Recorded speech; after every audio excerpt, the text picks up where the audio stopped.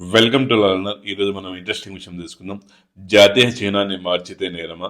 భావ ప్రకటన స్వేచ్ఛకు ఎక్కడి వరకు హద్దులు? అలాంటి కేసుల్లో హైకోర్టు ఎందుకు బెయిల్ ఇచ్చింది? ఈరోజు మనం మాట్లాడుకోబోతున్నాం.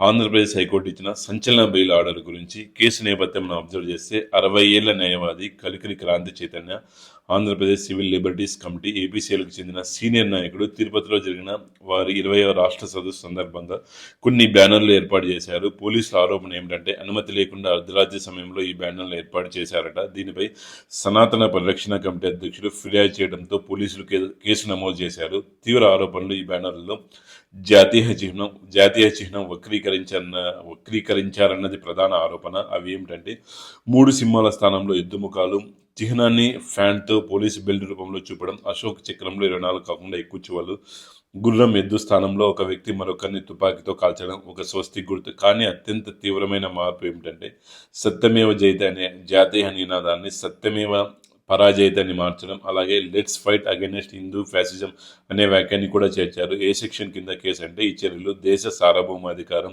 ఐక్యత, మత సామరస్యం భంగం కలిగిస్తాయంటూ బిఎన్ఎస్ సెక్షన్ 152 కింద కేసు నమోదు చేశారు.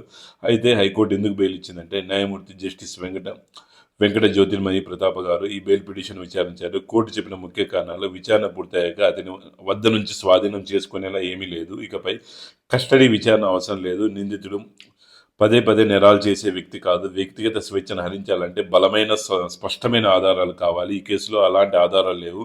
అతని వయసు 60 సంవత్సరాలు, సామాజిక హోదా, విచారణ దశ అన్నింటినీ పరిగణలోకి తీసుకుంది. అందుకే రెగ్యులర్ బెయిల్ మంజూరు చేసింది. ఇక్కడ అసలు చర్చ ఏమిటంటే ఈ కేసు మనం ఒక ముఖ్యమైన ప్రశ్న వేస్తుంది.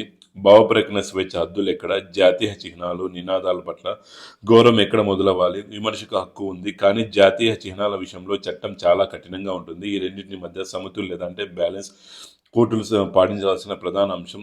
ఈ బెయిల్ ఆర్డర్ కేసు ముగిసిందని కాదు, కానీ వ్యక్తిగత స్వేచ్ఛ ఎంత ముఖ్యమో గుర్తు చేస్తుంది. చట్టం, హక్కులు, బాధ్యతలు 3 సమానంగా ఉండాలి.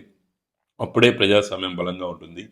ఈ ఇన్సిడెంట్పై మీ ఒపీనియన్ కామెంట్ రూపంలో తెలియజేయండి. Please subscribe my channel. Thank you for watching video. జై హింద్.